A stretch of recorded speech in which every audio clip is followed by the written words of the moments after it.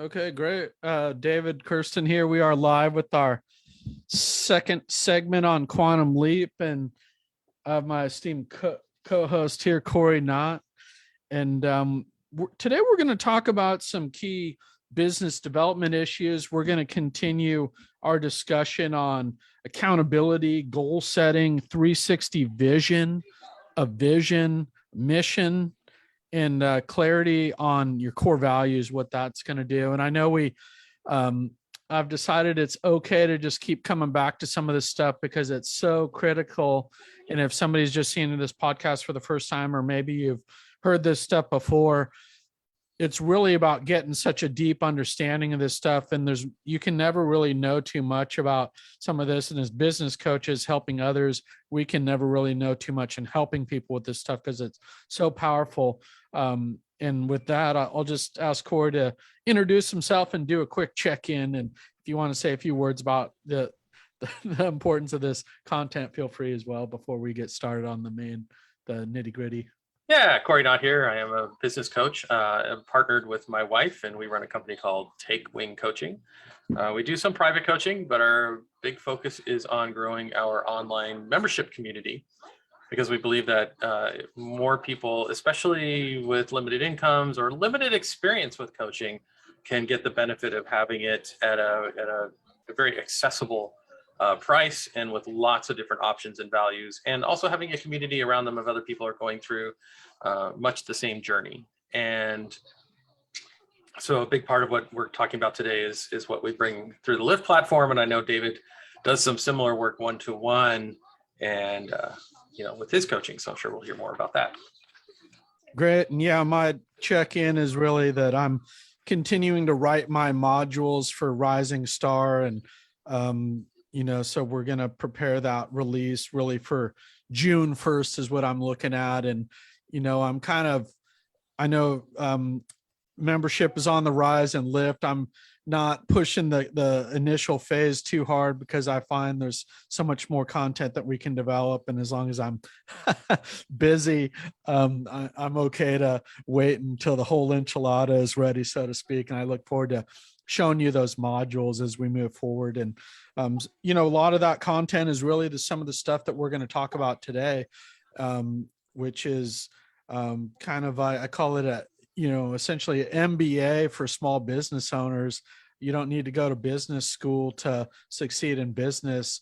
What you really just need is the stuff that you provide in Lift. And I'm a little informal at times calling things stuff or this or that, but it's really powerful if you just kind of trust us and go with it. And I think Lift is actually $5 right now. If you want to join for the first month, you can really dive in for 30 days for $5 and get an enormous amount of value and get introduced to the Lift community that Cory and Gail run. And Gail's actually going to be on the Ripple Effect after this to talk even more about Lift from her perspective. She's a marketer and they're both excellent business coaches. And with that, I'm going to ask you our first question for the day, Cory, about the importance of accountability as an entrepreneur and what you've kind of considered for Lift that you've implemented for Lift. And I'll just say that you've been hugely impactful to me with my accountability. So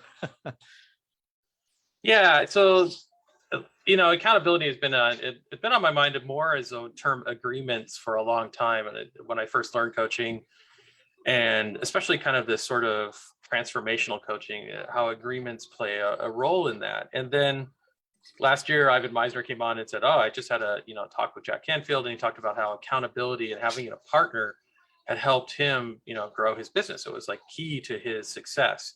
And I thought that was interesting. And I thought, well, how can I get something like that? Because I often feel like, I'm kind of working alone and I'm not always keeping these agreements with myself. I say, I'm going to do this thing today and I don't get it done and things get put off. We just talked about with Roberta on some of that kind of topic.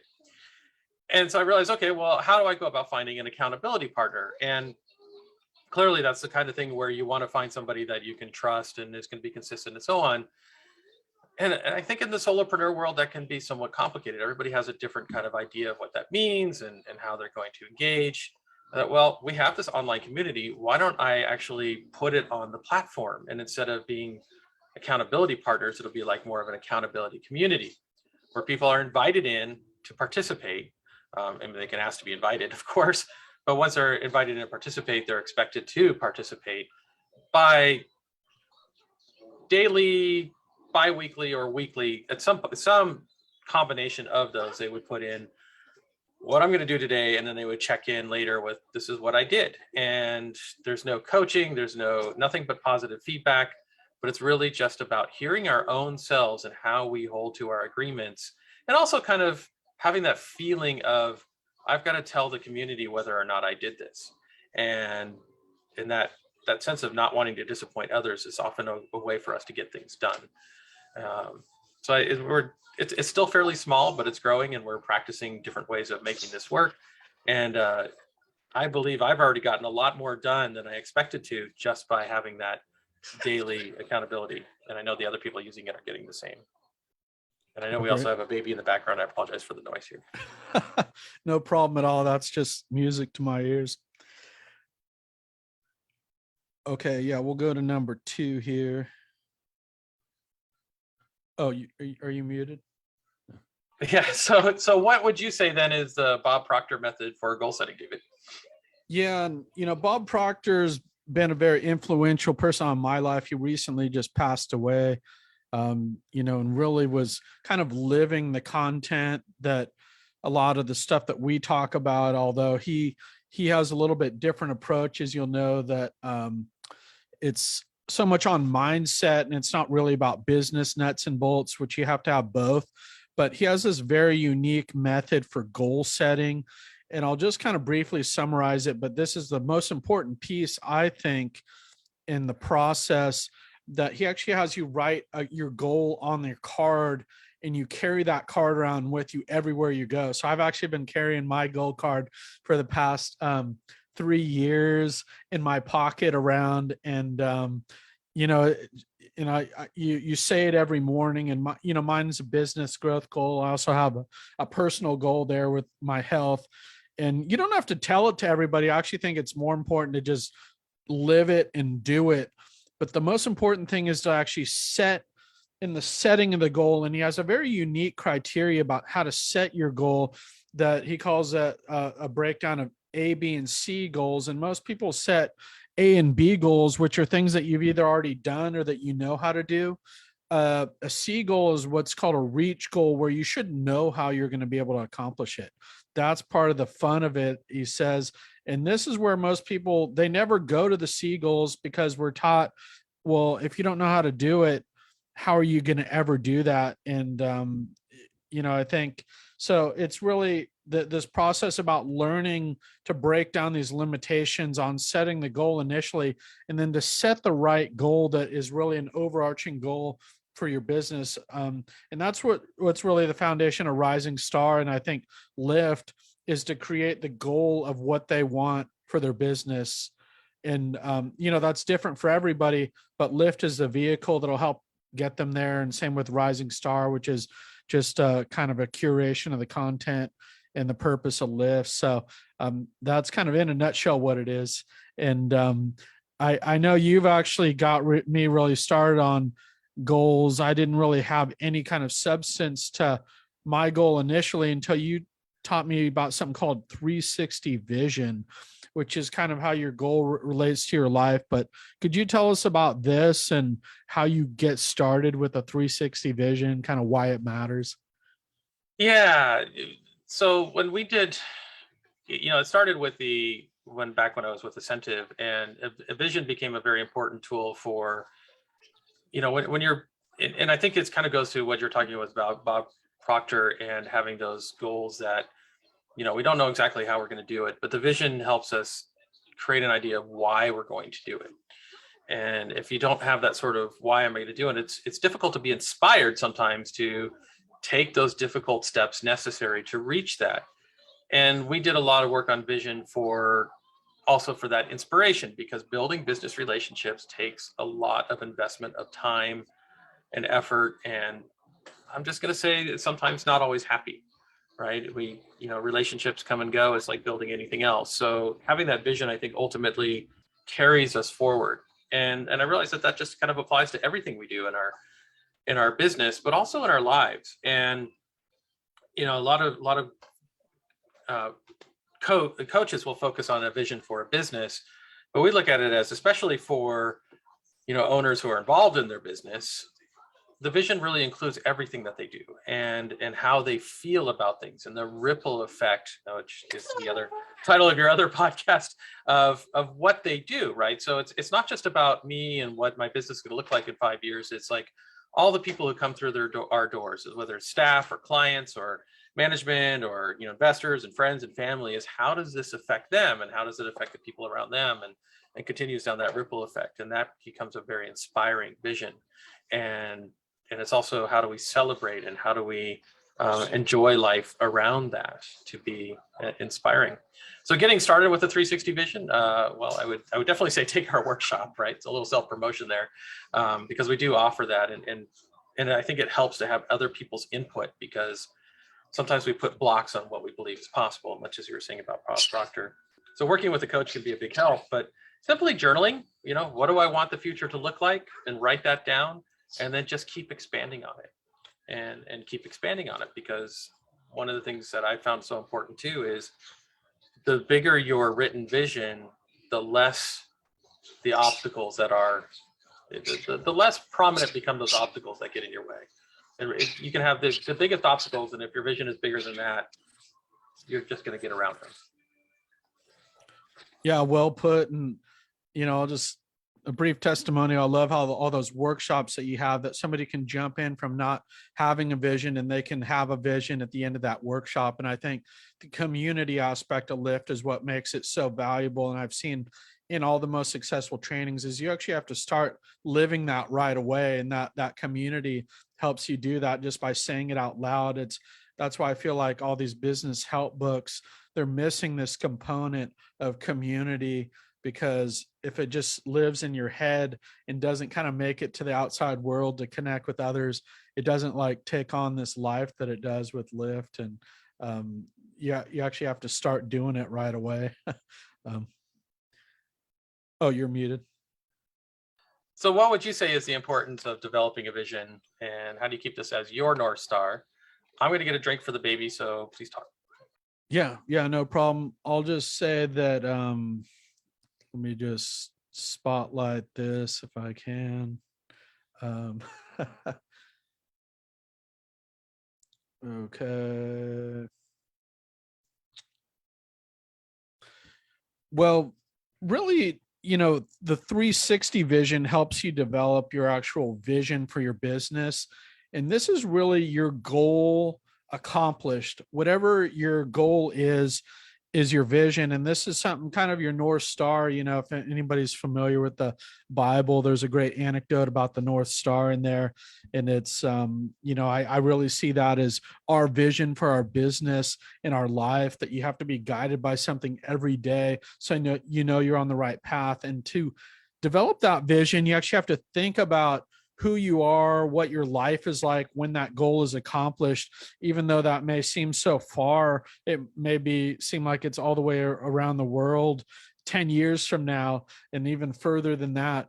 But if you can vision it, you can accomplish it. If you can envision it, you can accomplish it. So say it's to have a $1 million business and to be able to fly all around the world. And, whatever that is, maybe you're selling, I don't know, maybe you're a manager for music groups, maybe who knows what you are.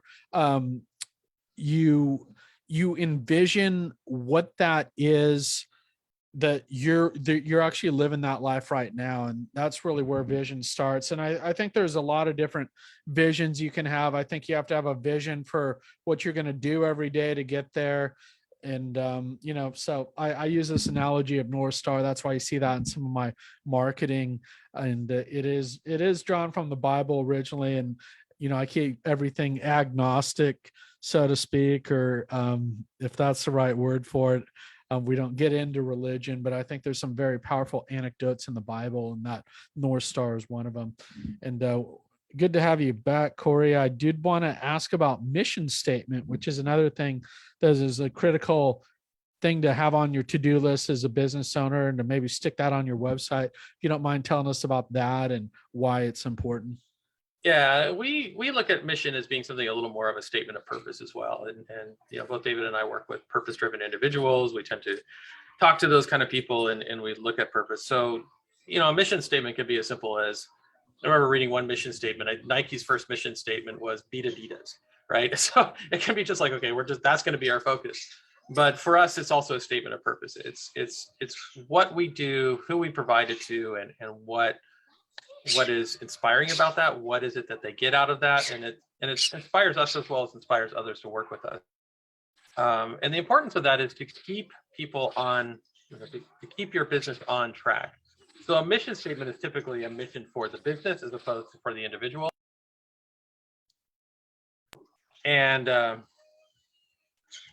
what once it's clearly defined, it says this is what the business is going to do, this is who it's going to serve, this is what they're expected to get from it.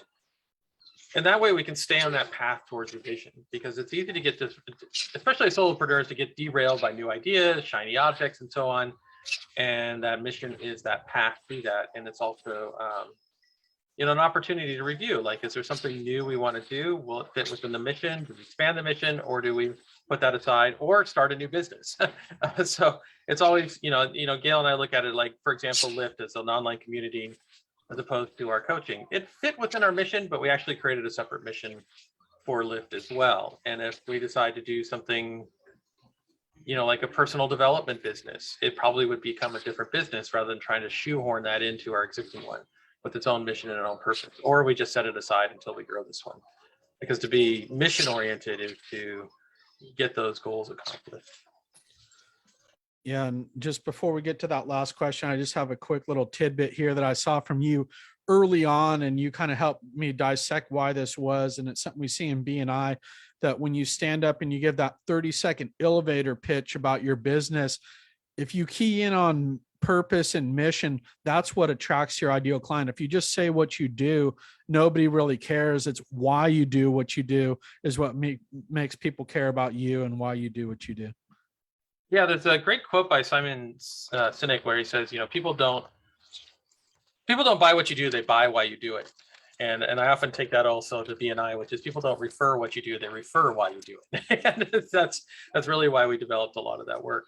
So how would you say that finding clarity on your core values through Lyft better connect you with your core values? Yeah, well, I actually have always believed in core values, and more or less, but until you do that internal work to find out kind of what they are and what they mean, so to speak, that like, for example, justice means something to different people. One person's idea of social justice might be, just justice might be different.